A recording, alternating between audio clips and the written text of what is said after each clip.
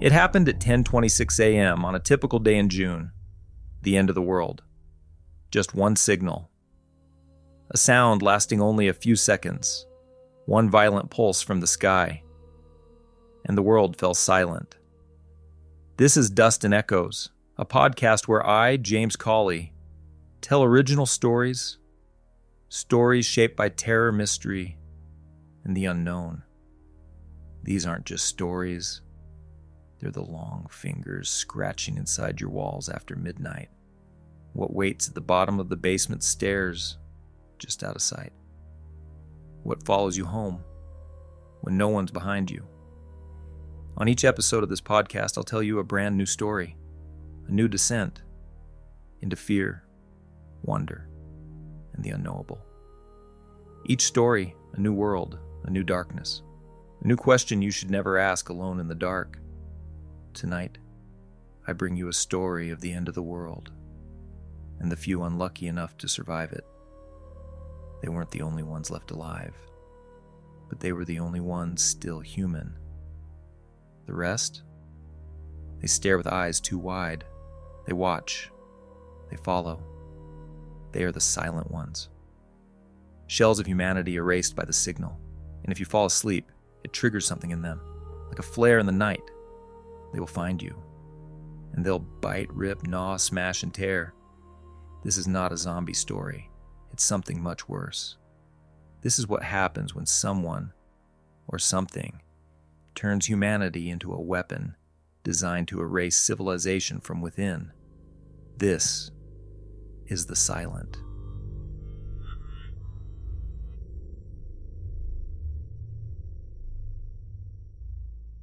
Chapter 1.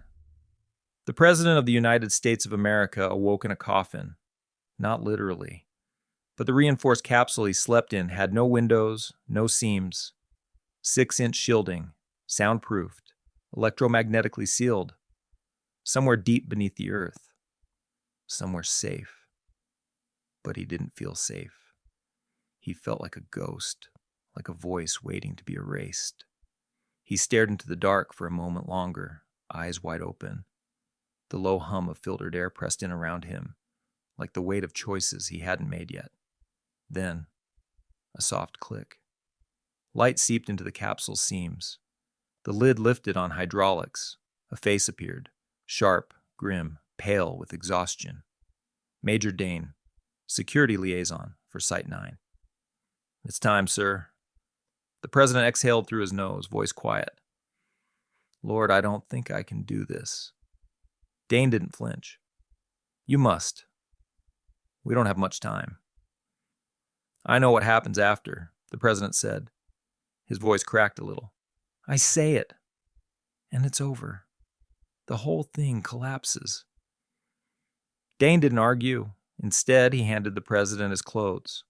Black suit, pressed shirt, steel blue tie. "We're taking a risk bringing you out of the cradle," he said. "But if you still want to do a live broadcast, it's the only way. The signal blockers down here. Nothing gets through." "I still think you should pre-record," came a second voice from the hallway. His communications advisor, Taryn Malik, stepped into view, tablet under one arm. "This whole live address from the Lincoln Memorial idea, it's reckless. Waves are distorted. We don't know how long the window will stay open. Why do it old school and take the risk?" The president slipped on his jacket slowly. His face was unreadable. "If I'm going to tell every man, woman, and child in my country, they're going to die." He paused, tightened the knot of his tie. "Then I sure as hell won't do it from down here." He stepped out of the capsule. "I'll do it from in front of Lincoln's statue and have one last look. I'll stand before them." The elevator ride up took nearly 7 minutes. No one spoke. The silence wasn't respectful. It was fearful. Because once they crossed the threshold, there would be no more guarantees, no more shielding, no more safety. The president kept his hand pressed to the wall, as if he could feel the heartbeat of the cradle. its generators, its corridors, its last scientists and soldiers and children humming below the earth. The last place left. And here he was, leaving it. Massive doors opened with a shriek of hydraulics and steel. Marine One sat waiting on the pad above, a black silhouette against floodlights and low cloud. The wind carried dust and smoke. The air smelled of ash and old plastic. The president boarded, ducked low beneath the spinning blades, and buckled in. "Route?" he asked. "Low and fast, no radio. We jump if we see so much as one of them." He nodded, and the chopper lifted into the dying night sky. They flew in silence until they reached the river. That's when Malik handed him the tablet. "We've compiled everything for your address, but I assume you'll speak freeform?" "I will," he said. "Just give me the facts again." She tapped the screen. Timeline, names, cities, numbers, all clean, all clear. It began 2 weeks ago, a town called Ivins, Utah. Population, 8,125. On a warm Friday night, the residents simply stopped. No panic, no screaming, no violence, just stillness. Open-mouthed, eyes wide. They froze mid-step, mid-conversation, mid-bite. Husbands didn't finish sentences. Wives dropped phones on living room rugs. Kids stopped blinking during cartoons. The police were first to arrive. They found unlocked doors, running water, and silence. By morning, the town was declared a level 4 neurological hazard. The National Guard deployed a full quarantine response. 3,200 individuals were moved to a desert facility outside Beaver Dam, Nevada, a decommissioned drone base with no press access and full satellite blackout. Within 36 hours, they confirmed it wasn't a pathogen. No fever, no cellular damage, no chemical agents. These people were not sick, but they were gone. No measurable brain activity above autonomic function. The lights were on, but no one was home. Then came the first death. Private Sean U. Riley, 22 years old. He fell asleep on the second night of guard rotation. Surveillance caught it. He nodded off in a folding chair just outside Barracks 3.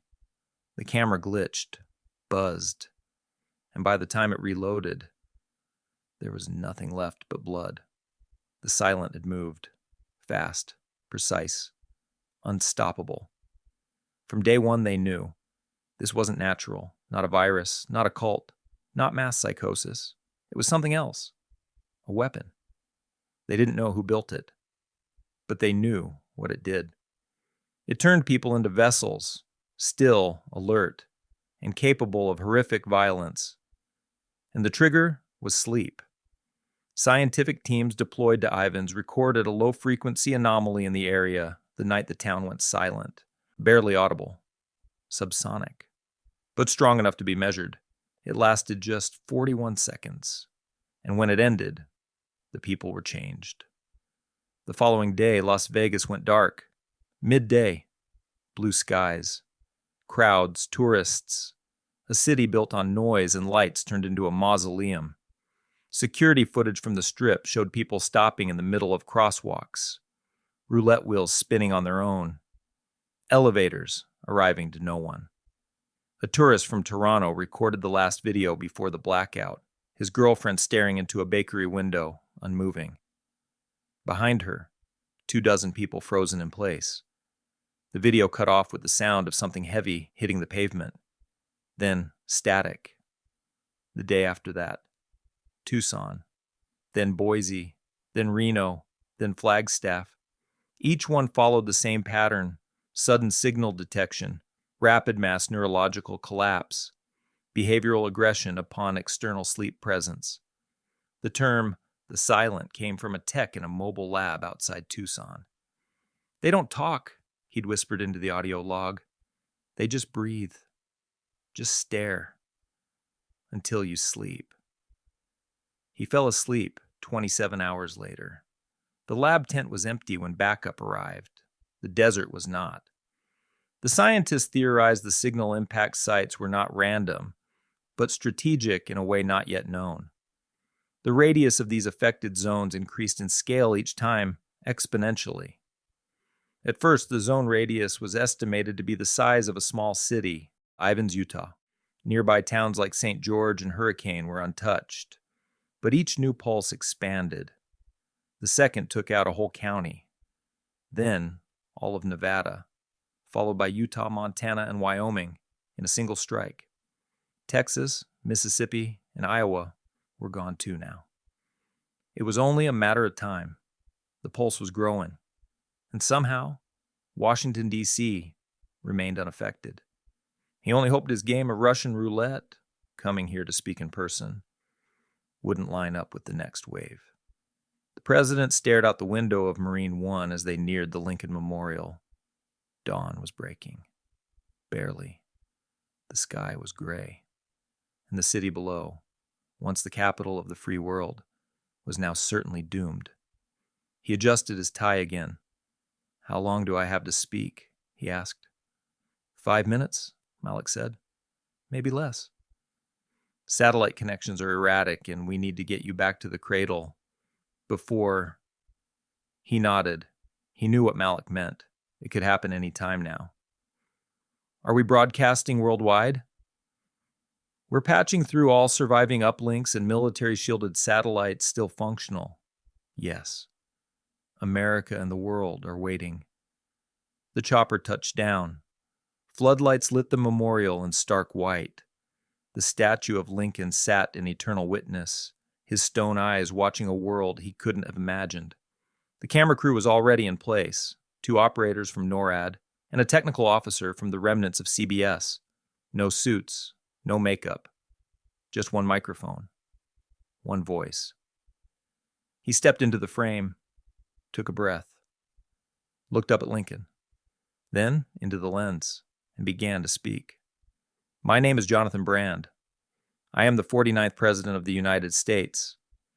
I speak to you tonight not as a politician, not as a commander-in-chief, but as a father, as a husband, as a man who still believes in the dignity of truth. 2 weeks ago, a signal was detected in a town called Ivins, Utah. It was small, inaudible, a vibration on the edge of science. Within minutes, every man, woman, and child in that town stopped moving. They didn't die. They didn't scream. They just changed. They became silent. Their eyes were open. Their mouths hung slack. But inside, nothing. No language. No memory. No self. And when someone near them fell asleep, they killed. Quickly, without hesitation, without remorse. Not out of rage, not out of instinct, but as if it were a programmed directive to destroy when we are most vulnerable. That was the beginning. Since then, we've seen the same event repeated across this country. Las Vegas, Tucson, Boise, New York, one by one, our cities fall. Not to bombs, not to invasions, but to stillness. A signal. Invisible. Perfect and absolute. It is not random. It is not natural. It is an attack. And I am sorry to tell you, we do not know who sent it, or what it is meant to do besides destroy mankind. But our brightest minds believe this. The signal is exponential. Every emission spreads wider. Every wave infects more minds. If in proximity to someone affected by a pulse, know this. Sleep is the trigger that activates them into extreme violence. Do not sleep in proximity to even one of what we now call the silent. They do not think. They do not feel.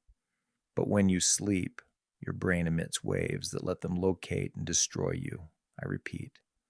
Do not sleep if around the silent. I don't understand how. I won't pretend to. Our best scientists say it has something to do with delta waves our brains emit while unconscious. I've seen the aftermath of these attacks, and, Lord willing, you never will have to see what I have seen. And I am telling you this now, with all the weight of my office in my soul. Stay awake. It happens fast, instantly. There is no cure, no reversal. Once you are silent, you are no longer you. And if the scientific projections are correct, and I do believe they are, within 6 days, this signal will cover the entire United States. And shortly after, the world. I wish I had a better message to give you, but I will not lie. Not now. There may still be hope. We are working. We have shelters. We have defenses. We have people who still fight. We will broadcast on emergency channels how to access help. But wherever you are, with family or alone, I ask you now to look at those beside you. Hold them. Watch them. Protect them. Do not lose yourself to fear. Stand together. Even now. Especially now. Stand tall. Stand human. Stand awake. May God be with us all. No applause. No music. No anthem. Just silence. Then the feed cut. What followed was not unity. The world did not hold hands. It broke. There were riots in Miami before the broadcast ended. Explosions in Tel Aviv by dawn. The Tokyo metro was already filled with the silent. Paris fell into stillness 3 hours later.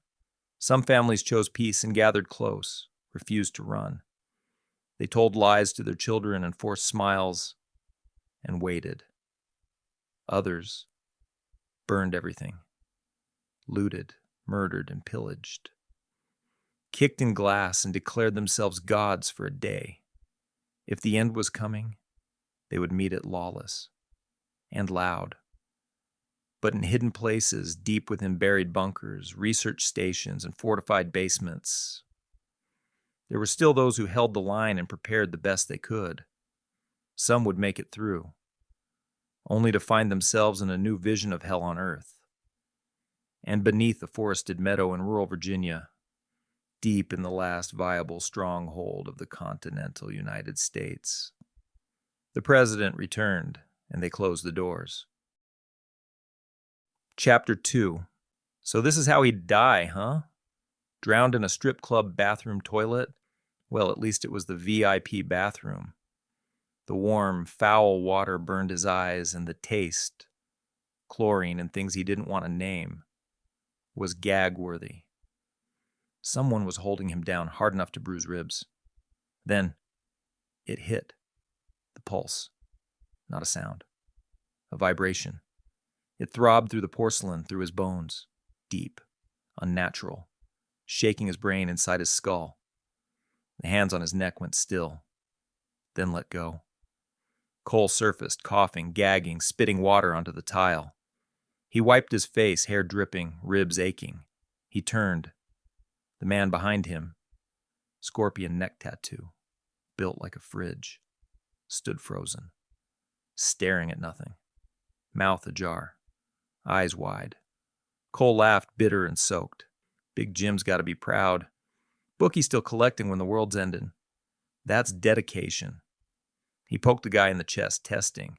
Come on, man. Money's useless now. The man didn't respond, didn't blink. Cole's face sobered. He looked around. The hallway was silent. The music still pumped from the main floor, but underneath it, he could feel the stillness, that impossible quiet. He knew what this was, the pulse. He'd heard about it. Everyone had. The president's address, the warning, the deaths. Oh God, the way they killed. But why was he still him, not one of them? Rubbing toilet water from his eyes, it dawned on him. He'd been underwater when it hit. That's what saved him. And now he had a short, ticking window before sleep caught up. He had been on a 24-hour binge along with the rest of the city. One last hurrah before doomsday.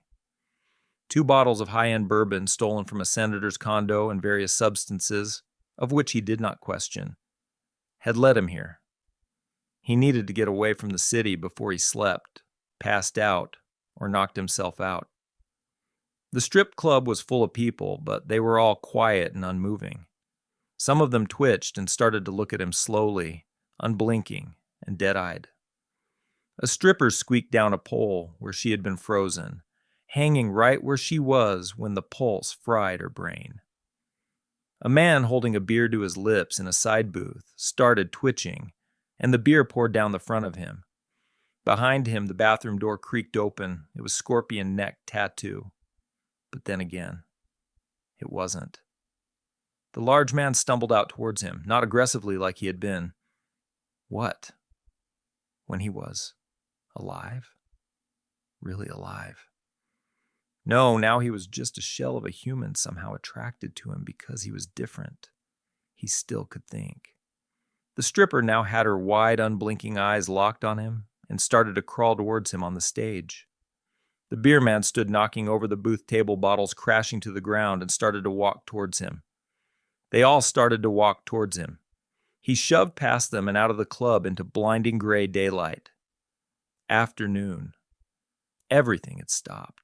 Cars locked at odd angles in the street. Others crashed into buildings and light poles. Chaos. No sound. No movement. And on the sidewalks, birds. All the birds. And somehow inside he knew every bird in the world was now dead, scattered like fallen leaves with wings. Cole thought about stealing a car. Was it even stealing at this point? But the ones on the road had the silent people inside, just sitting there, vacant and wide-eyed. He didn't want to deal with that. And even if he did, the road was gridlocked. So he just ran. He didn't think. Just ran. His chest burned by the time the alleys narrowed. His legs turned to rubber. He turned a corner and ran into a large group of them. They somehow knew he was there and he was conscious, not affected by the pulse. They were drawn to him. What used to be a middle-aged bag boy at a grocery store walked out into the parking lot towards Cole, but Cole was still miles away from this man. A woman crawled bloody out of the wreck of a minivan on the outskirts of town and walked towards where she knew, where she could feel he was. They were drawn to this one man, someone not changed by the pulse, like bees to a flower. Cole's lungs were on fire, but everywhere he turned, he just saw more and more of them coming straight towards him. They walked, crawled, and moved slowly. But he knew if they made their way to him, it would not be good. He jumped a vine-covered backyard fence and then a chain link one into a back alley. He was between a strip of old buildings and an old neighborhood. He did not know this part of D.C. well. Behind him, 20 of them piled, bouncing off each other as they flooded into the alleyway he just entered. He needs to get out of here quick, he thought. He rounded a corner to a small alleyway behind a bank. Then he saw them, 50, maybe more. People. No, not anymore. The silent, filling the mouth of the alley he just entered, all slowly moving towards him, wide-eyed, blank-faced, moving forward, not chasing, just moving, a pressing wall, a mass of bodies, pressing, converging on him. He turned to run, dead end. The bank's alley was one way in, one way out. Behind him, his only way out, and it was filled to the brim with them. They pressed in towards him, his mind suddenly realizing how he'd die if he didn't act quick. They moved towards him, more piling in behind in the narrow space. Not fast, not loud, just forward. Unstoppable. He ran up, tried to push past. He tried to find an opening, hands on their shoulders, shoving. But they pressed into him all as one, pushing him back into the alley toward the brick wall. There were too many. 50, 60 of them or more. Trapping him. Pressing against him. They didn't grab, didn't hit, just pushed forwards like they wanted to walk into him and never stop. They were chest to chest, shoulder to face, limbs tangled in limbs, like they expected him to vanish, to dissolve, to let them pass. A woman smeared in gore pushed into his cheek. Blood drenched her shirt. Her hands were nothing but bloody stumps ground to the bone. Sharp finger bones emerging, her teeth shattered like bloody rock salt. She'd recently attacked someone. He knew that. That's how they killed. Someone who fell asleep or was knocked unconscious, or someone who was suffocated by their mass pressing against them and passed out. And now she pushed into Cole like he wasn't even there. More came, and more. A wall of bodies all pressing in on him. Wait. Cole gasped, pinned, wedged, trapped. His chest couldn't rise. He was pressed against the brick wall behind him with so much force his back was ripped by the brick through his shirt. His feet began to rise from the ground. He tried to scream, and his jaw barely opened. A pitiful gasp. Their faces were inches from his. Their mouths hung open, eyes unblinking, looking past him. It was like every one of them was trying to climb inside him, to press their flesh and bones, merging with his by force. They weren't angry. They weren't anything. Just wrong. Just gone. Monsters. Cole was able to slide his arm down and dropped. A mass of bodies cut the daylight above. He tried to crawl down in this foul darkness between legs and bodies and shuffling feet. As he tried to crawl, they turned, stepping on him now, but they pressed into his back, into his ribs. They didn't grab. They just kept walking into him, onto him, doing anything they could to merge with him, be as close to him as they all could get. He clawed toward the alley's side wall, trying to find an opening, fingers scraping concrete. The air was gone. His lungs begged, his vision blurred, black at the edges. Don't pass out. Don't pass out. If he did, he'd die. He remembered the bone shards emerging from the woman's meaty, blood-covered fingertips and imagined them ripping him apart. All of them turning from human garbage compactors to demonic rage machines, ripping him apart. That's what would happen. He knew it inside him. With that thought, that vivid thought, Cole felt the last fight his body had kicked in and knew that this was it. He screamed into them and pushed. He tore sideways, through knees, thighs, feet, gaping faces. He kicked at ankles, and then hope. A very large woman slowly collapsed after kicking her ankle. Like a redwood amongst a normal forest, her large form fell towards him. He scrambled up just in time, and she knocked several others down as she fell. This gave him a few feet of precious open space. He jumped like he'd imagined Batman would do, kicking one foot off the brick wall and trying to leap over them. He landed like a crowd surfer at a concert onto the shifting of bodies falling like waves forward as the large woman fell. He ran on them, swam through them, and eventually he saw it. An opening. With the last of his might, he pushed and burst into the open.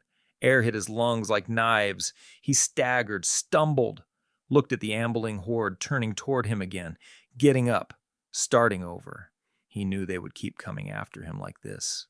Well, until they couldn't anymore, or until he was dead. He ran into a main intersection and could see for miles in both ways.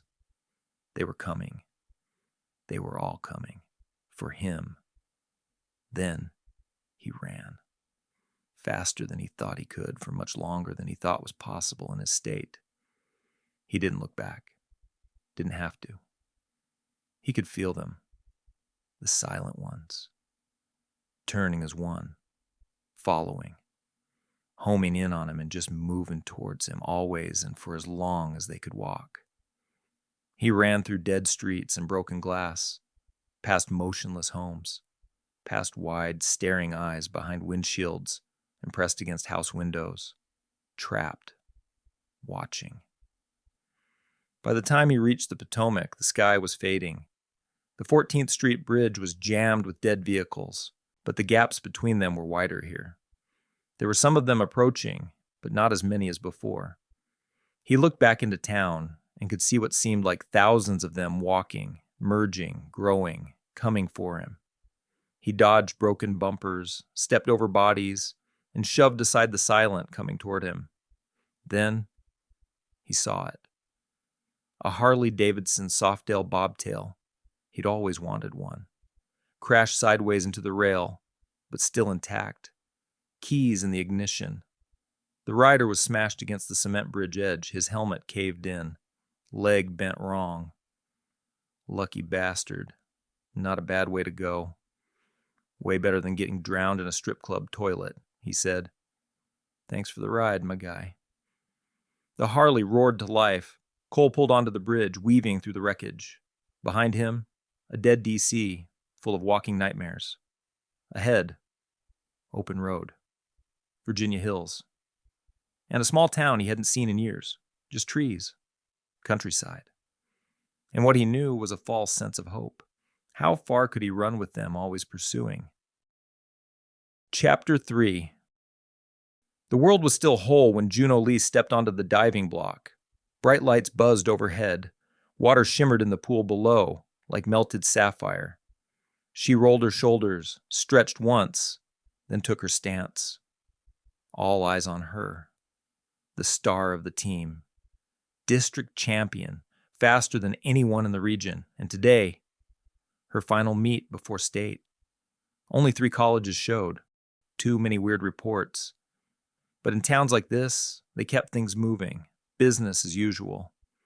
The meet was being held at the local college, a short walk from her house. Juno lived at home.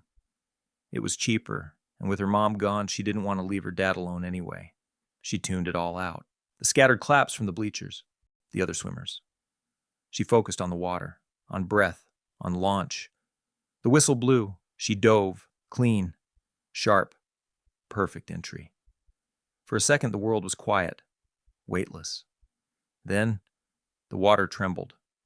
A shockwave, subtle but unmistakable, rolled through the pool. Juno felt it hit her spine like a deep, vibrating hum. She surfaced, and everything had changed. The pool was still. The crowd, silent.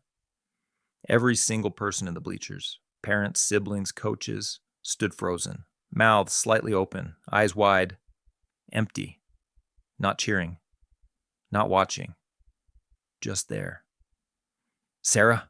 Juno gasped. The only other swimmer surfacing beside her, Sarah Wilkins, was wide-eyed, soaked, and panicking. She pulled herself up out of the pool, slipping on the wet tile. "Mom!" she called, voice cracking. "Dad? What's happening?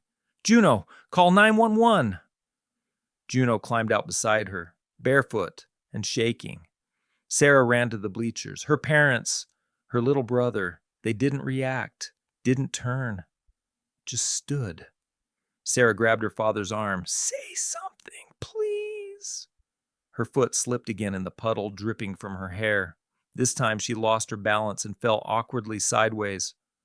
Her head cracked against the steel bleacher. She slumped to the floor, dazed and bleeding. Juno saw her slip into unconsciousness.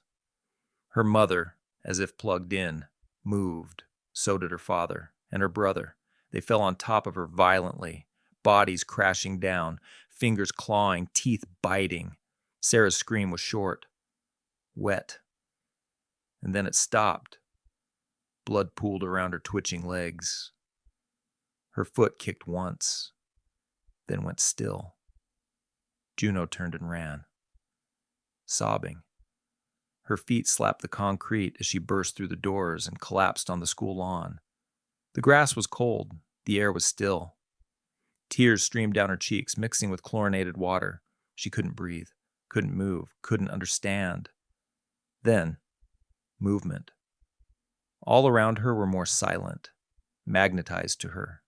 Dozens, emerging from the college, the street, homes beyond, drawn to her, turning, walking. Juno scrambled up and ran, not to the road, home. Her mother had died last year. Cancer. Quiet. Now it was just her and her dad. But his truck wasn't in the driveway. He wasn't home. Good. She slammed the door behind her, locked it, ran upstairs, changed out of her wet suit, tried to breathe, call someone. But her phone was dead. No signal.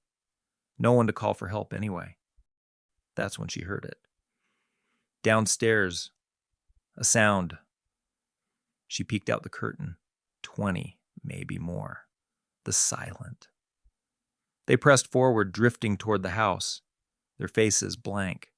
their shoulders bumping against the glass, bodies colliding softly with the siding, like they believed they could walk through it if they just kept going. She ran to her bedroom window and shoved it open. Second floor. She looked down at the grass. It wasn't far. She could make it. Hell, she'd done it before, sneaking out plenty of times. Then, a sound. Engine. Low and rumbling. A motorcycle. She turned wildly, waving her arms from the window. "Hey, help!" She climbed onto the windowsill. Below, the silent turned. Still slow. Still quiet. But coming. She jumped. Landed in a roll. Came up hard on her knees.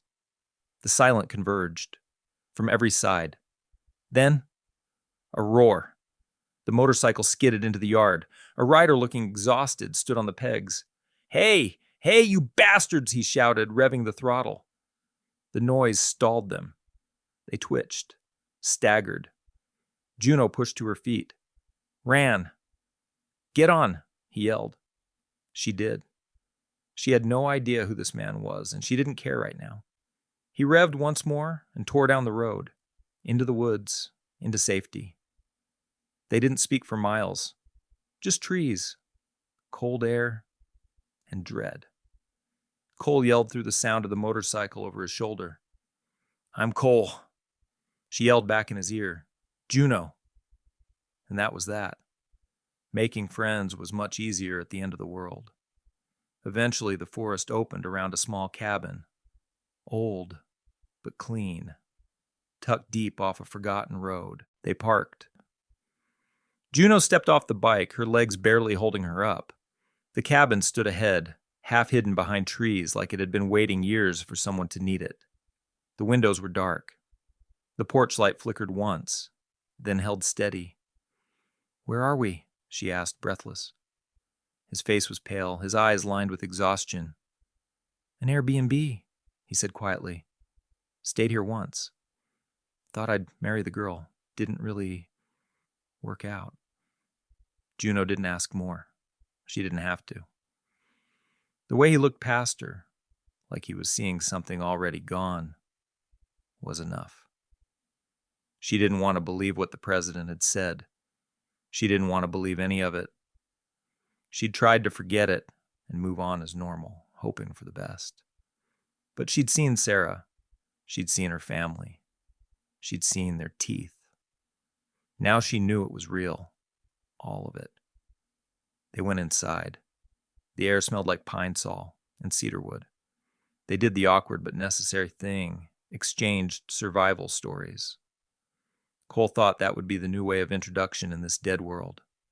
They sat, talked, softly, like raised voices might summon something. Juno explained the swim meet, the water, the pulse, the carnage she witnessed. Cole gave her the clipped version, rubbing his neck awkwardly. I was underwater too. Well, my head was anyway, in a toilet, in a strip club." He looked away and knew he'd need to think up a better way to tell this story. He didn't give her any more details. She didn't ask. They both survived the same thing, the same way. But they couldn't survive sleep. That was the problem. There were no silent here, yet. No shadows pressed against the windows. No footsteps crunching leaves. But if what the president said was true, they'd come. No matter where they were, from back in town or the little gas station a few miles back, maybe from another cabin somewhere just beyond the trees. They'd come. They set up lookout shifts. The porch light gave them just enough illumination to watch the trees, which stood black and tangled beyond the clearing like a forest of knives. The plan was one stayed awake, watching for the silent approaching. One rested. 15 minutes at a time. 20 if they dared. They knew they needed sleep, or they would not make it far, wherever far was. They would figure that out after some rest. Juno watched the woods first. Cole curled up on the couch. He slept hard the second his eyes closed. Too hard. And when he dreamed, He saw faces turn, thousands of them turning toward his direction from all around, mouths open and jaws now tight, eyes staring into his from across distance and time. Not memories, not a nightmare. Real time, like they were watching him through the veil of sleep. He jerked awake, drenched in sweat. That was all he could take. Juno hesitated when it was her turn. She sat by the window, watched nothing move, then curled up in a blanket near the fireplace.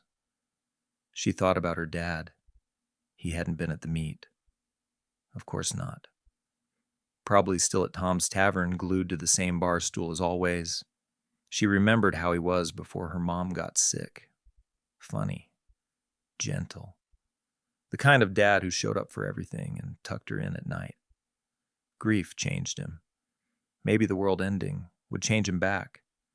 But she knew he was gone now. One of them. Still, she hoped. She whispered to herself, "I love you, Mom. Love you, Dad." And then she drifted off. It felt like seconds. Then, "Hey, Juno. Okay, we gotta go. Get up." Cole's voice sharp and panicked. She sat up, heart slamming against her ribs. He was at the window, flashlight trembling in his grip. Outside, movement. Dozens. Figures emerging from the woods, but slower, more deliberate. Like they weren't just walking anymore. Like they were tracking, hunting. The silent emerged out of the trees, one by one. No shrieks, no howls, just the soft crackle of twigs underfoot. They moved like a tide. Cole grabbed the hammer. Juno grabbed her shoes. They ran for the back door. The porch creaked behind them, a thud, then another. Bodies pressed softly into the glass. Faces, wide-eyed. The silent had arrived, but not like before. This time, they came with intent. Cole pushed the motorcycle from the side of the house where it was parked, just out of sight of the mass pressing against the front of the window. In the still of the darkness, the motor came to life, and they fled. Chapter 4. They drove into the early morning dark, the Harley's headlight cutting a tunnel through the trees. The highway was cracked and empty, no signs of life, no road noise, only wind and doubt. Neither said it, but they were both thinking the same thing. What kind of life was this? Always running, always looking over their shoulders. Would it be like this forever? Or could they wait this thing out? Run long enough for all the silent to die off. They were human after all. They weren't feeding, just tearing people apart. Cole had seen the fingerless woman bleeding, her blood, so they were still human. So would they eventually just rot? So many questions in this new time. Maybe they could reach an island off the coast, or a lake out here somewhere. But even then, would they follow? Could they swim? Would the silent walk across the ocean floor like some horror movie ghoul army drawn by the broadcast of sleep like sharks to blood? There was no plan, no direction, just movement, just escape. Juno wrapped her arms tighter around Cole as the road wound through the remains of a gas station, then dipped down into a valley, burnt out, burned up, and out of hope. Then, out of nowhere, a man, middle of the road, pointing a gun directly at them. Cole swerved. Gunshots cracked. The front tire clipped a curb. The bike spun. Metal and pavement shrieked. They hit the ground and slid onto a large grass-covered plaza. They were shaken, but alive. Bruised, scraped, but breathing. Before they could move. Hands! Hands in the air! Now! The man stood over them, rifle leveled. Duct tape wrapped around the stock, mismatched boots, a literal helmet of aluminum foil strapped around his head with leather cords. Cole raised his hands. Juno followed. The man's eyes were wild. "Welcome to the kingdom," he said. "Are you friend or are thy foe? Don't make me regret sparing you heathens. What say you?" Cole looked at Juno. She had the same expression he did. Friends. We are friends. Please. Put the gun down. We are not heathens. The man looked around, paranoid, and waved them ahead at gunpoint. They were marched into a small storefront. Once a bait shop, fishing rods lining the walls. Photos of local fishermen taped up, each holding their trophies out toward the camera with glee and pride. Now the place was surrounded by barbed wire, junk cars, broken refrigerators used as barricades, and handmade traps strung with razor wire. A propane tank hung from a chain outside the door, and some kind of contraption to ignite it was duct taped to the side. Ash. That was his name. Inside, it got worse. The front room had been cleared out and replaced with stacked ammo crates, old army surplus, buckets of water, no guns visible though. A bound silent woman, elderly and barefoot, was chained to a radiator in the back. A teenage silent boy sat bound to a chair, multiple arrows embedded in his legs. He sat idle, staring, unblinking. Another room pulsed with quiet shuffles. It had to be full of them, chained and crammed inside. Cole and Juno exchanged a look. This guy wasn't just a prepper. This man was insane. They knew that from the first words out of his mouth. Ash shoved them into an upstairs room. Put on the helmets, he barked. There were many of them in different shape designs, crafted from tinfoil, mounted on mannequin heads, wire mesh, duct-taped wires, and God knew what else. One had a sticker of the smiling cowboy happy face Juno had on her phone. Put 'em on and keep 'em on. You take 'em off, I see you on camera. Then I flip the switch and God turns his face. I can do what I want then. Follow. He pointed to a camera in the corner. The helmets scramble the signal. Keep the devils from hearing your thoughts and dreams. He nodded toward the basement. Uncle Jerry didn't believe.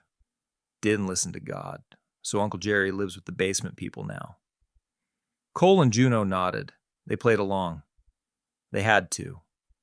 Ash tapped his own tinfoil hat. You can sleep too. They can't see you. He laughed awkwardly. See, science is from the devil. Even the best ones didn't figure out what I did. I mean, what God told me. And don't you try to leave. Love you, friends. With that, Ash bowed like they were royalty, blew them a flamboyant kiss in the air, and slammed the door behind them. They heard a chain locking from the outside. After a few minutes, Cole tried the door. Locked tight. Juno looked like she was going to cry. What the hell was that? Cole nodded and put his arm around her, then pointed to the camera in the corner, red light blinking.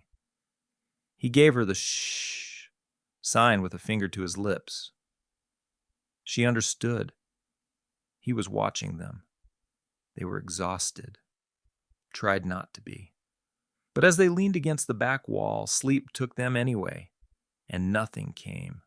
No silent bodies thudding against the windows. Nothing.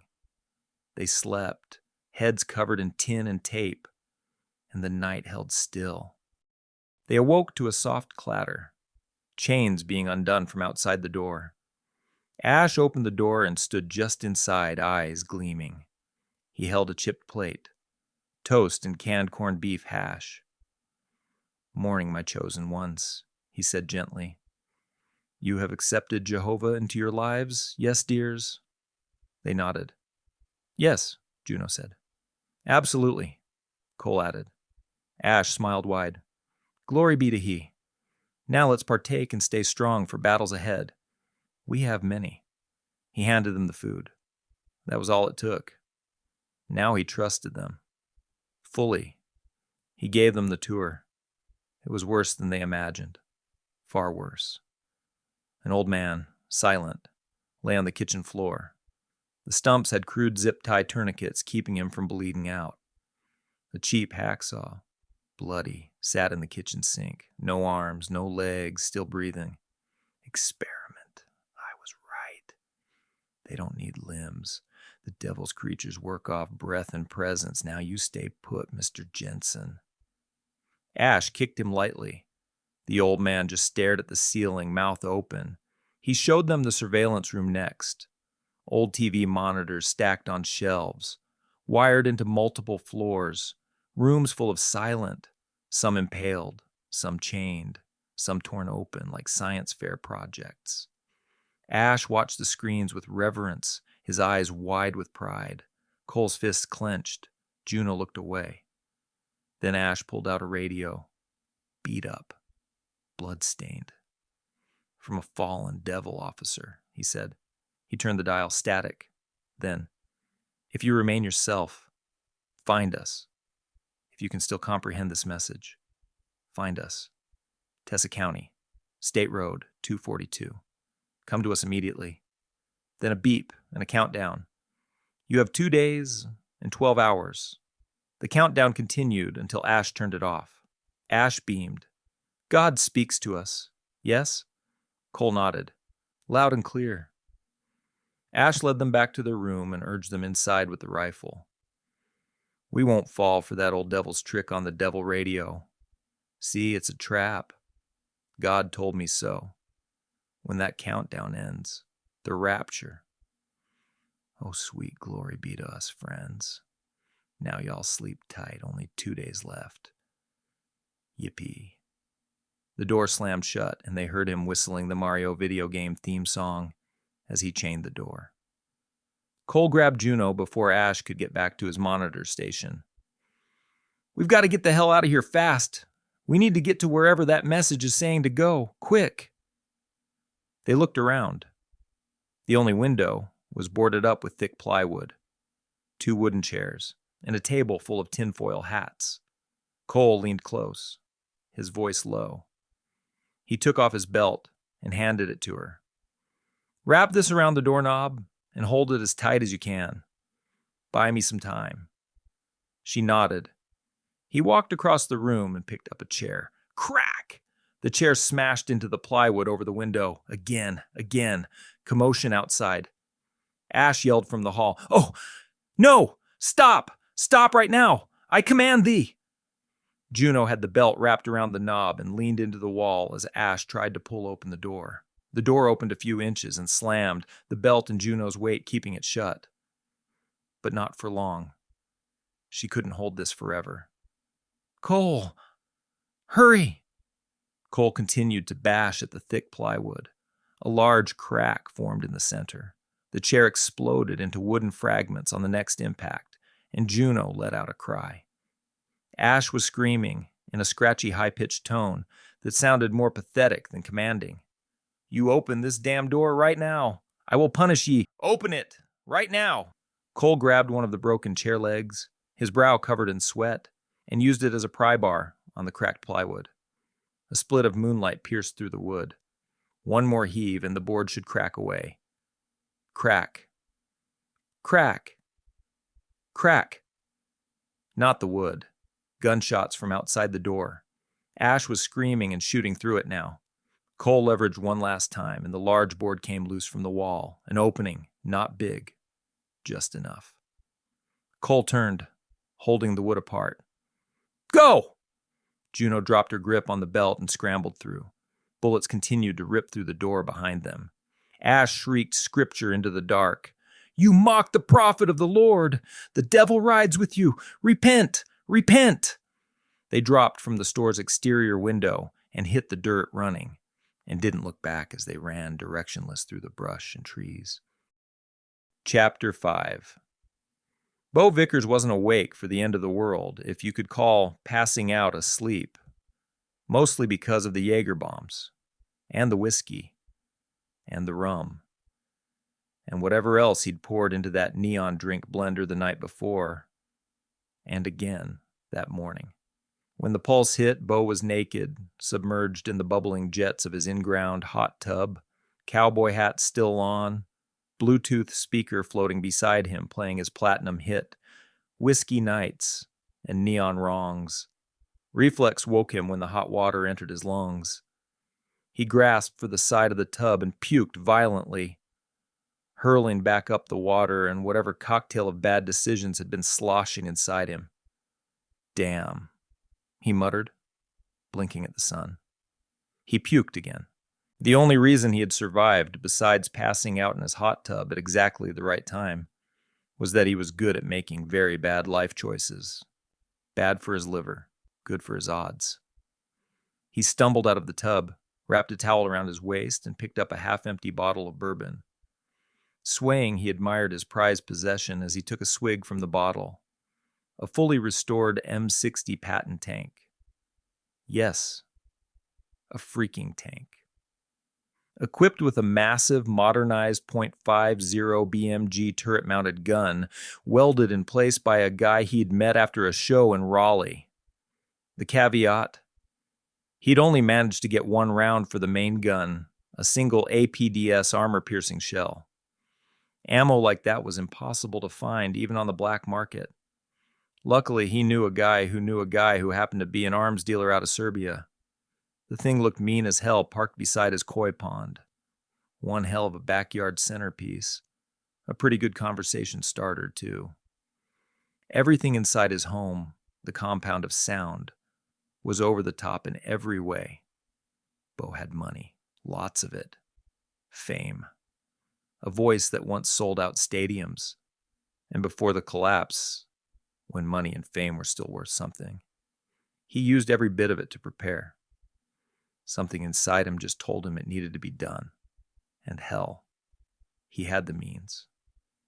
The press called him paranoid. He called it TPGS, Trailer Park Gut Sense. A sort of street smarts guidance system he'd learned to trust growing up in an Idaho trailer park. And his TPGS hadn't failed him yet. He paid contractors under the table, lots of them.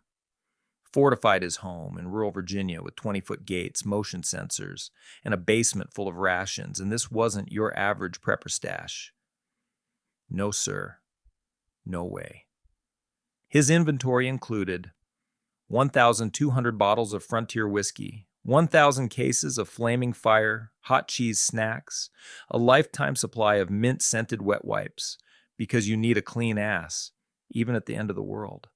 A top-tier espresso machine he didn't know how to use, 3 arcade cabinets, every console, and an arcade-grade air hockey table.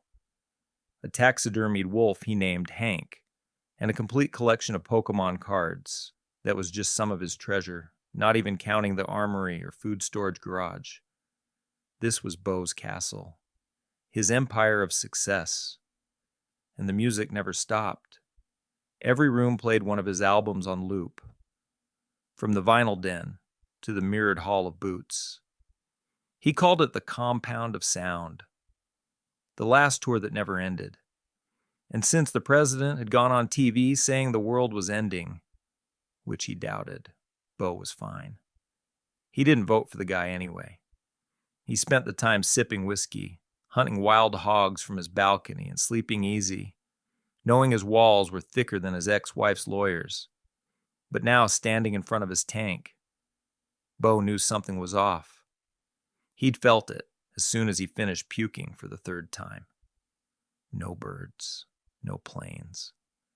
No sounds but the music inside and the hot tub's filter, trying in vain to process his puke. He knew it must have happened when the first silent came to his gate. He heard the creak on the heavy iron, went to his hallway video monitor. They had their faces pressed close, walking in place against the hot metal of the gate like on a treadmill. But the steel held. He'd known it would. That's why he built this place, walled up tight all around. He looked at their faces and recognized a neighbor he'd once been sued by. Gaping mouths, dry, open eyes. The damn president had been right. It had happened. Bo walked inside, took another pull from the bottle, collapsed on his custom bed for 10, and slept. Deep. Dreamless, thanks to the whiskey. Safe. A king in his castle. Alone. Until the next morning. That's when he heard the voice, faint, old, yelling over the sea of silent, accumulating outside his gate. "Hello? I know you're in there. I'm not like them. My name is Professor Huxley. Can we have a word? Bo grabbed his Winchester, peered through the gate cam, and rubbed crust from his eyes. White guy.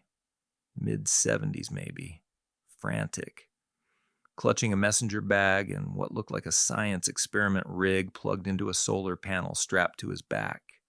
The silent swarm was shoulder to shoulder, chest to back, pressed into one another. But they didn't touch him. It was almost like he had an invisible bubble around him, repelling them. Didn't even respond to him.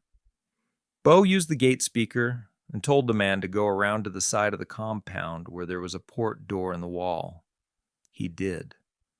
And Bo let him in. Why? He wasn't sure. Maybe it was the beard, or the science thing he was carrying. Maybe it was because the man looked like someone who'd built a time machine in a garage once. Bo loved those kinds of movies. So what the hell? Huxley entered, panting, dropped to his knees. I knew it, he breathed. I knew you'd be the one. Bo raised an eyebrow. The one what? The one with the means, the music, the math. I need you. Professor Malcolm Huxley had been a physicist at a small Virginia college. Once nominated for a Nobel Prize. Snubbed. His partner stole the data, and the committee bought it.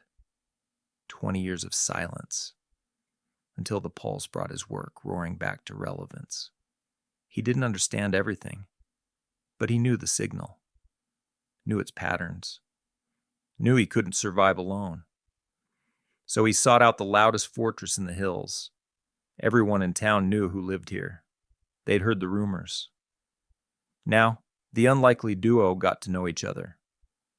The professor started by telling his story about fly fishing, trying to catch a few last brown trout in the river before the world ended. He thought that sounded like a fine way to go. But the mossy rock, the flood of water into his waders, and the river's current had other plans. He felt the pulse, even underwater. He knew it had happened. Emerging into a changed world, he stayed awake and got to work. Reviving long-dead research, building a new lab from the pieces he could carry.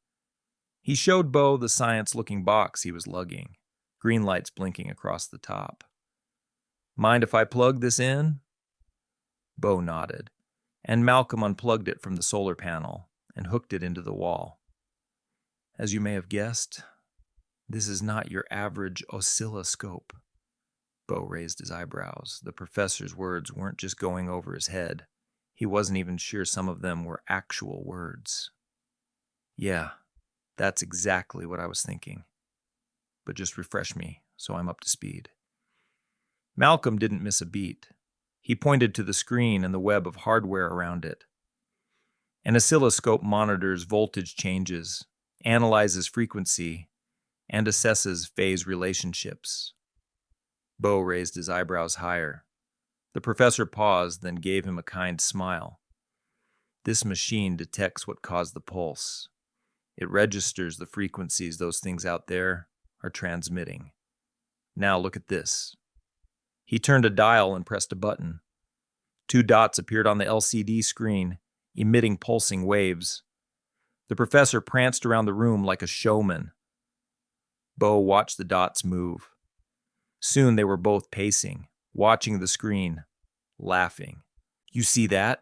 That's how they track us, Malcolm shouted, doing a strange old-timey jig. Bo grinned. The professor grabbed his shoulders and looked up at the towering rock star. This is how they track us.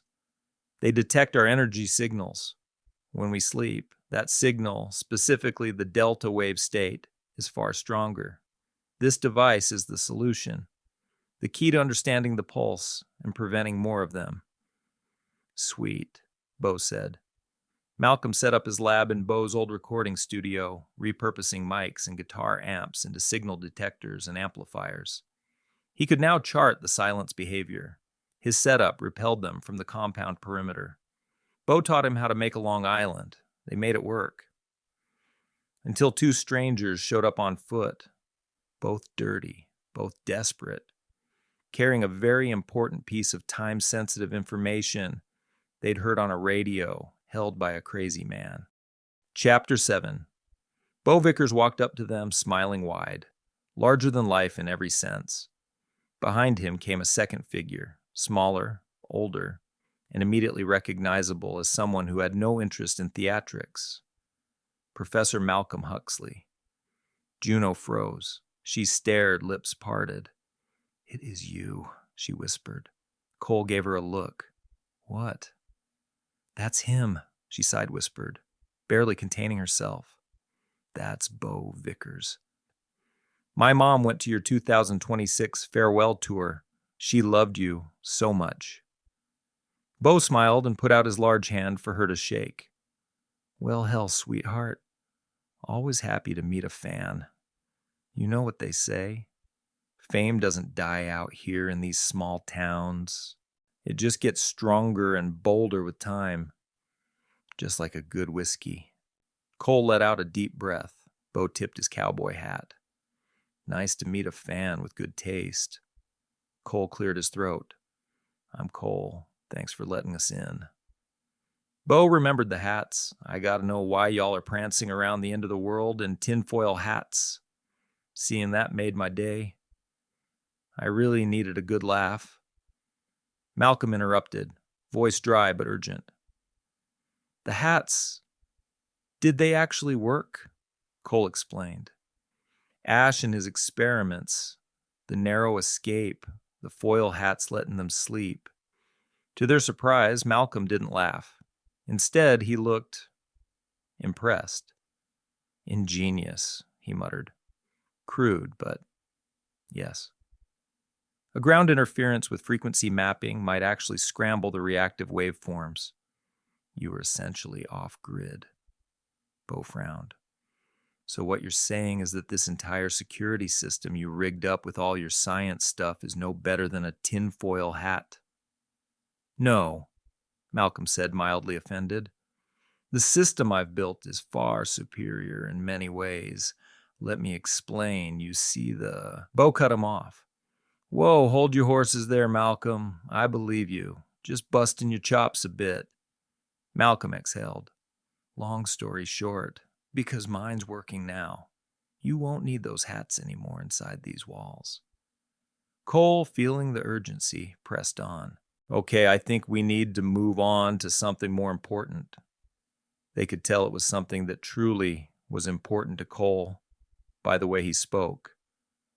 "Long story short, we escaped that insane man's compound down there in town. He had a radio, some sort of police-type radio. There was a message with a location calling for survivors to get there fast." "What is the countdown being broadcast over the radio all about?" Malcolm and Bo looked at each other. "What broadcast?" Malcolm asked. The group hurried inside to the professor's makeshift control room. The old man modified some of his equipment, adding a long, retractable antenna, one of those old TV rabbit ear style ones from the 80s, the kind people used to wrap in foil for better signal. He plugged auxiliary cables into a port, and over Bo's internal speaker system, static hummed. Malcolm slowly adjusted a dial. Then, a broken digital voice, hollow and strange. "If you remain yourself, if you are still conscious, find us. Tessa County, State Road 242. You have 9 hours and 12 minutes.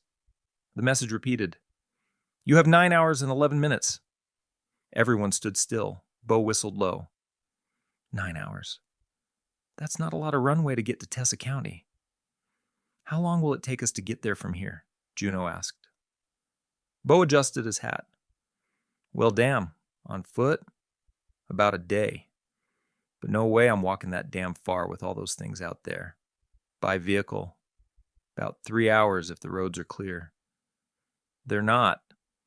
Some places the turnpike's gridlocked. Cities are worse," Cole said quickly.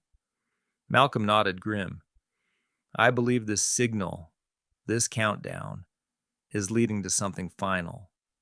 One we won't survive. Not even with the hats. Time is of the essence. We need to leave now. But how will we get there before the countdown ends? We take old Bessie, Bo said, smiling wide. Juno and Cole stood in awe, mouths open like the silent, staring at the tank parked in Bo's yard.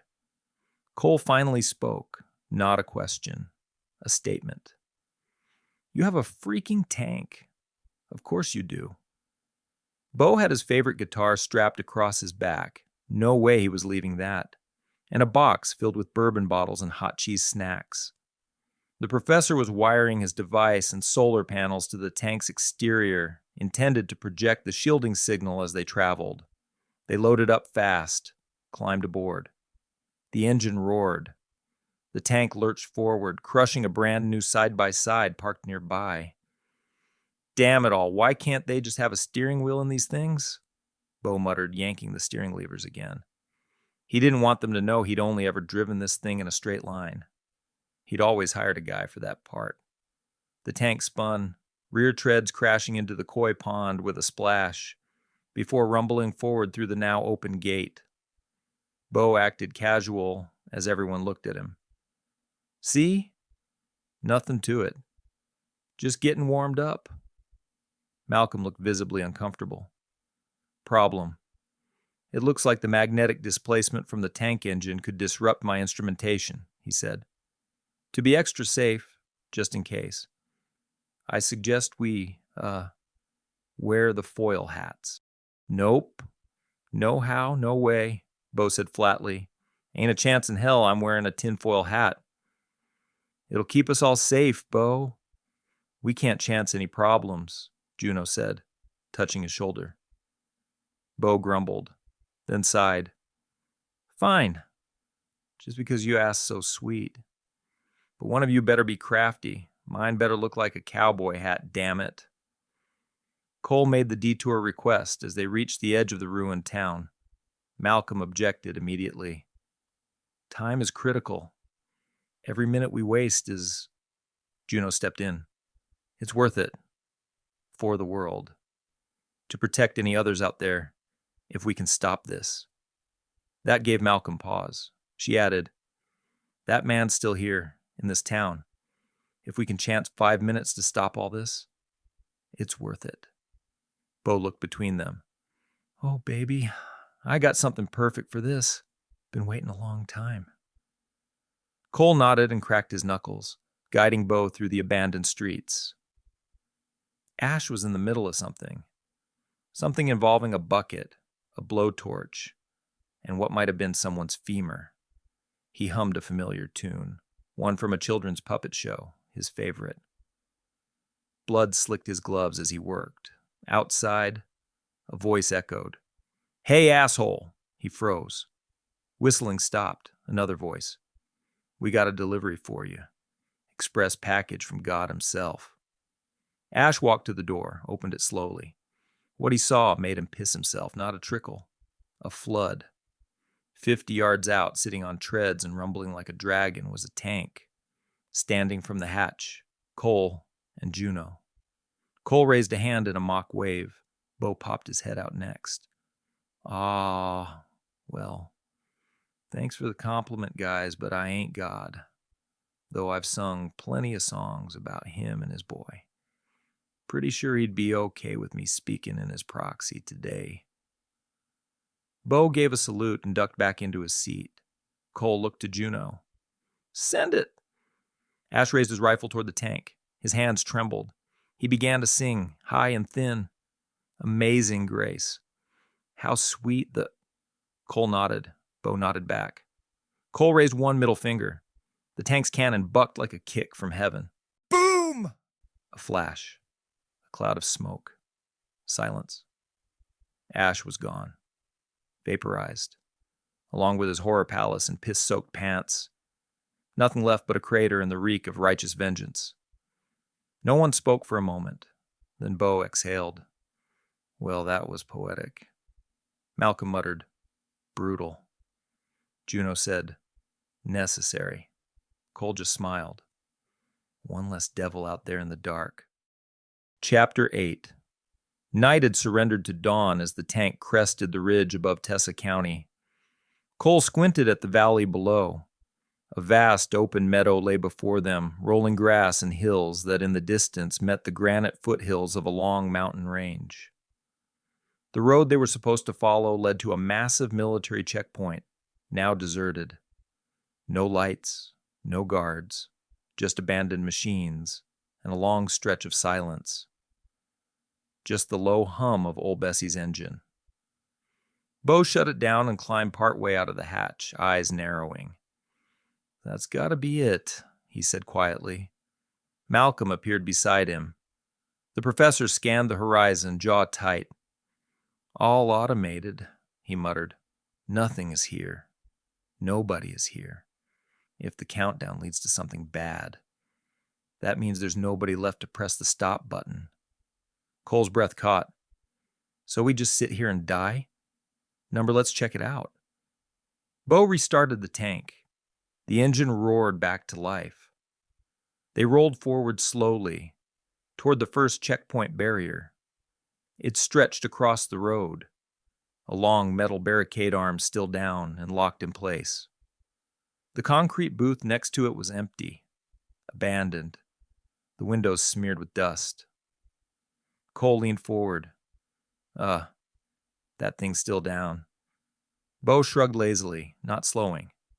So maybe we don't drive straight through it?" He gestured at the tank's roof. "That science experiment's bolted right where it'll hit." Malcolm turned, mouth open, alarm rising. "Wait, that barrier. If it hits the core housing or emitter rig, it could—" "You got this, old Bessie!" he roared, yanking the throttle wide. The engine screamed. The tank surged forward. Malcolm's warning vanished beneath the roar of treads grinding asphalt. The steel arm struck the mounted device dead center. The screech of shearing metal split the morning. The emitter rig exploded into fragments. Solar panels folded. The oscillating core cracked apart like a dropped radio, wires snapping loose and flying back over the turret. The machine gun outside also caught the end of the arm, and the barrel bent nearly in half. The tank jolted hard as it crushed over the barrier, slowing slightly as it passed, then rolled to a stop a few dozen feet beyond. Smoke curled up the turret. Burnt wiring hung like limp snakes from the wreckage above.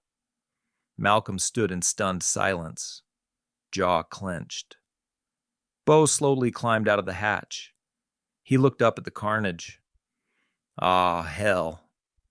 Malcolm didn't speak. He didn't have to. The device was gone, not dislodged, not damaged, ruined, smashed straight through. Nothing salvageable. Bo ran a hand over his face, smeared sweat across a patch of tank soot, and muttered, "Well, we're almost there anyway, right?" No one answered. They pressed forward.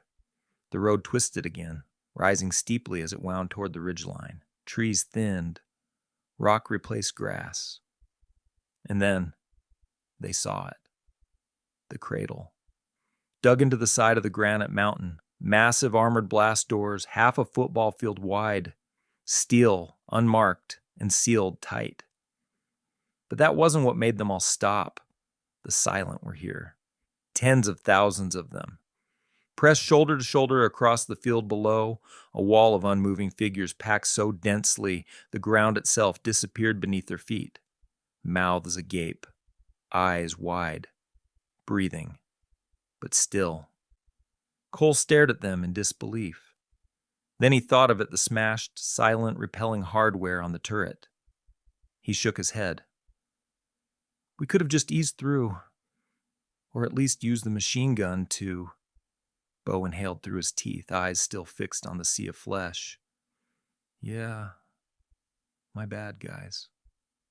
A pause. Then he muttered, "But hell, it's not all on me. If we hadn't shot my only round at your piss-pants Mad Hatter, we could have blasted our way through. Who would have thought one little metal stick'd mess up old Bessie this bad?" Malcolm said nothing. He just stared. Cole checked his watch. "Where's the countdown?" Malcolm raised a small receiver to his ear. 20 minutes left. Juno exhaled.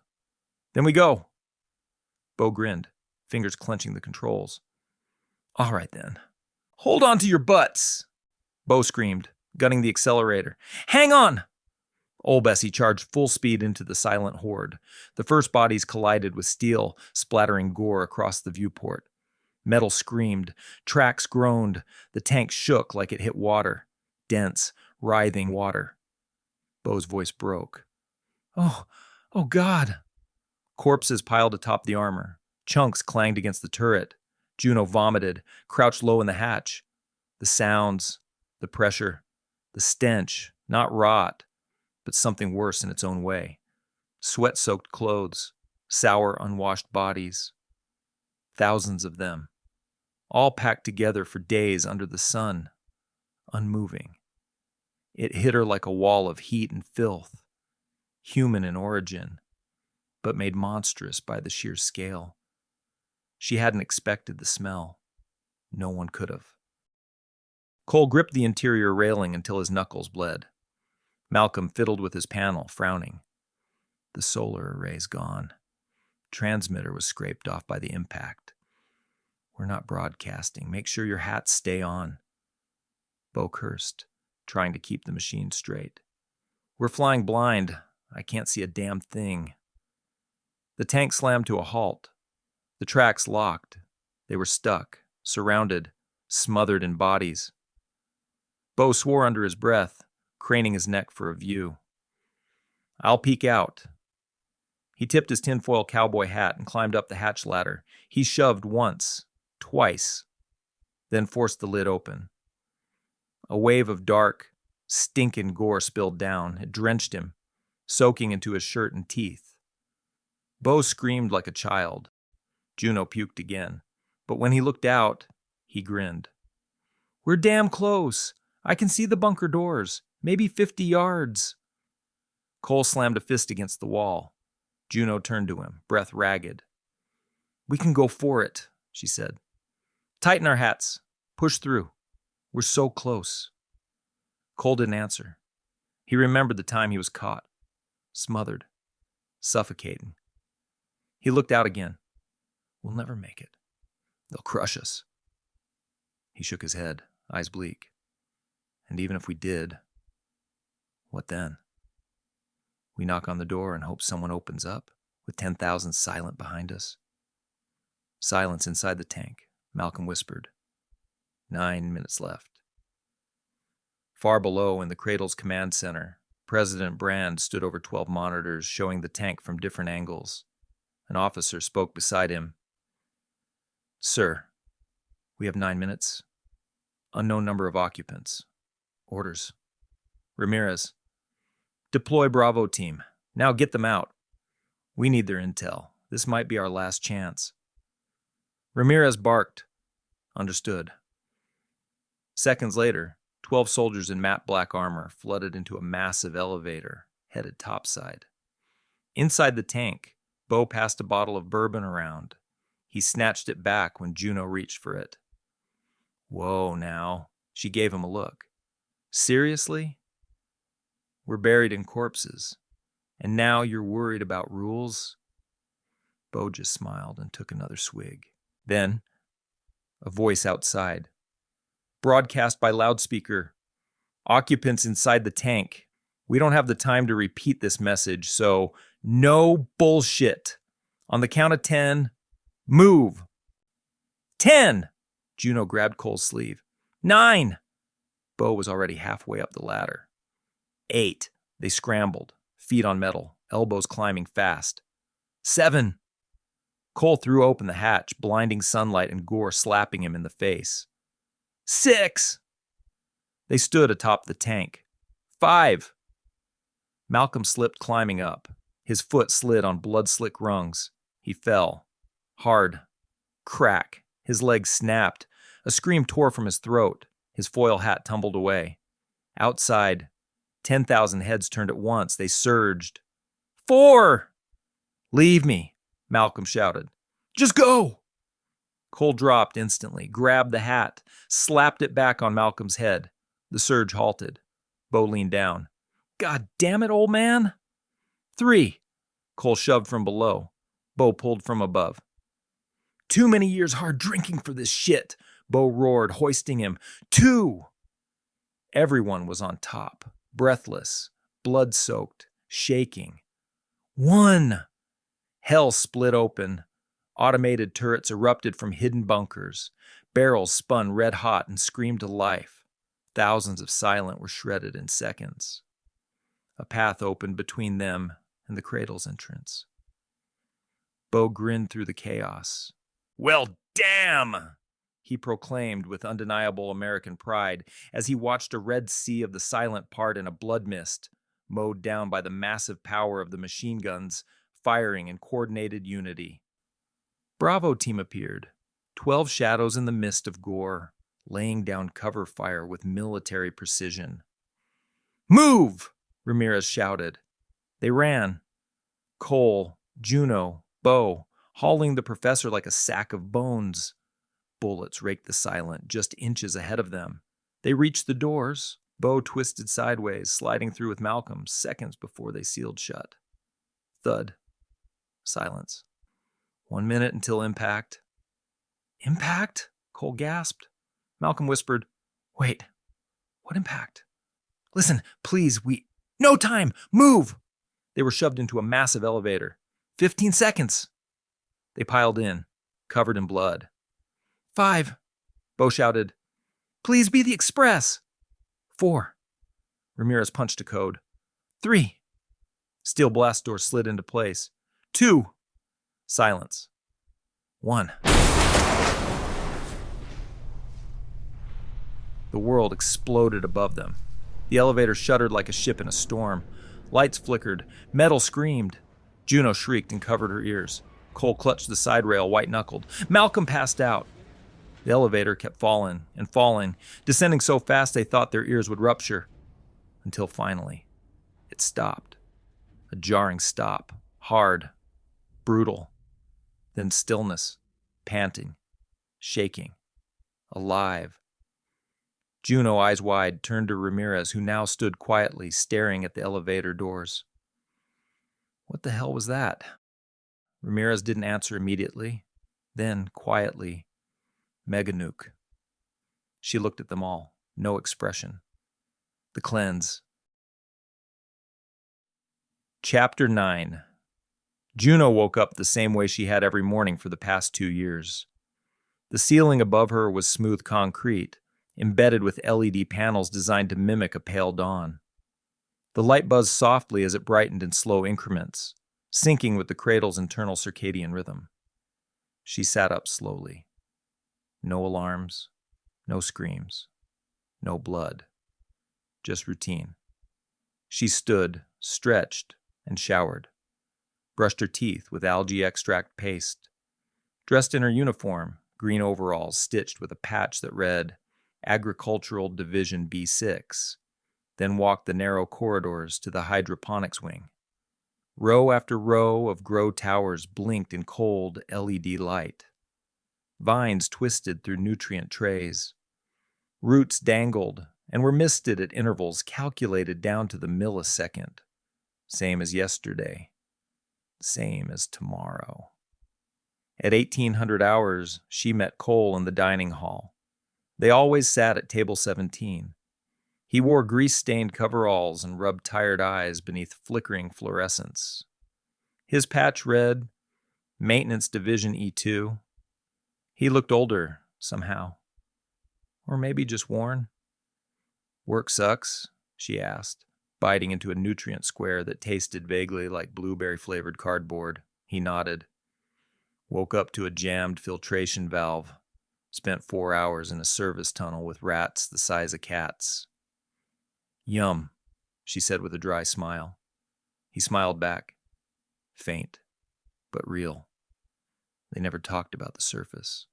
Not in public. It was forbidden.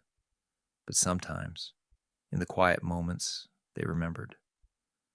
Malcolm had been absorbed into the Cradle's core science division. Respected. Consulted. Busy. He'd helped design the signal barrier arrays, fail-safes for any future pulse events. He rarely left the labs now. Too much work. Too much weight on his shoulders. Bo, on the other hand, was thriving. If anything, he was more famous underground than he'd been above. His music played in every common room, in the elevators, through the intercoms. His weekly amphitheater shows were standing room only. The title they gave him was Head of Cultural Morale. He took it seriously, which meant, of course, not seriously at all. But people loved him, needed him. He made people laugh again. The four of them used to meet every few days, then once a week, then maybe once a month. Now, maybe longer, because even here, even in this lifeless bunker beneath the grave of the world, life moved on. Habits replaced memory. Routine dulled grief. The world they once knew receded like a tide that would never return. It was Malcolm who finally told them. They had gathered one night in his quarters, just the four of them. His walls were lined with old monitors, data panels still receiving static-filled surveillance feeds from surface satellites. He waited until the door was locked before speaking. "I thought you deserved to know," he said. The countdown, he explained, hadn't been a warning. It had been a trigger. 50 simultaneous meganuclear strikes. A global kill switch. Entire cities erased. Oceans boiled. Skies blackened. A preemptive cleansing. They knew it couldn't be contained, Malcolm said. The pulse. Whatever caused it. So they initiated the cleanse. No ceremony. Just gone. He showed them footage. Ghosted cities. There are other cradles, he continued. Utah.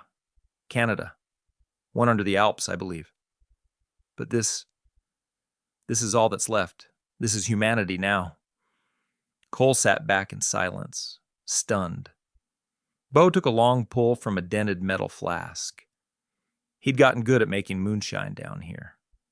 Technically illegal, but the Cradle's leadership turned a blind eye. He was, after all, the reason most of them hadn't lost their minds. Juno's voice was quiet when she asked, "Will we ever go back?" Malcolm looked at her. Really looked. "Not us," he said. "Not our kids.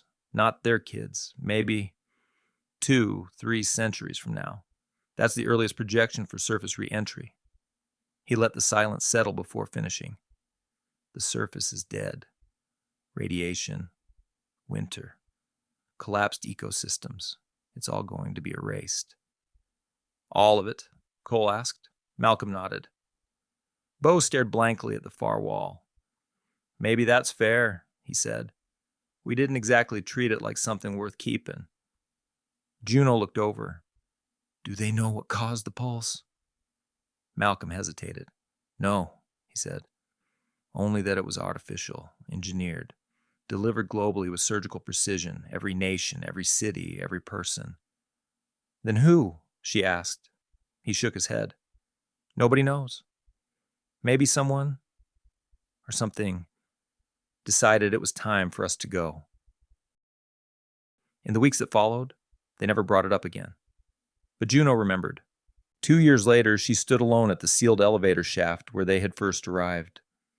The lift was long gone, no longer functional. The shaft was sealed. Just a blank wall of steel and stone. She placed a hand against it, eyes closed, and whispered to no one, "We're still here." And far above her, beyond 1,000 feet of earth and reinforced concrete, the wind howled across blackened ground, over ruin, over a planet frozen under ice, where nothing warm would live again for centuries. The end. You've just listened to The Silent, written and performed by me, James Cawley. This was a story about what waits when the world goes still, and how the monsters looked just like us. If stories like this speak to you, the kind that whisper in the dark, tales that ride shotgun with you down empty highways or flicker in the corner of your living room just before midnight, well then, welcome to Dust and Echoes. You're in the right place. I write these stories to unsettle, to unearth, and to drag you into other worlds. But just for a while. Worlds full of fear, fright, and the otherworldly, of endings and beginnings leading to something else. I've got a head full of stories, and they're clawing to get out. And if you like this one, I have plenty more. Quite a few ready for you to listen to right now at dustandechoespodcast.com. There, you can listen to my other tales and see what's coming next. Make sure to follow Dust and Echoes wherever you get your podcasts. And check out the Dust and Echoes YouTube channel, where we bring these stories to life. Until next time, just remember, not every shadow is empty, not every silence is safe, and some stories are waiting just for you.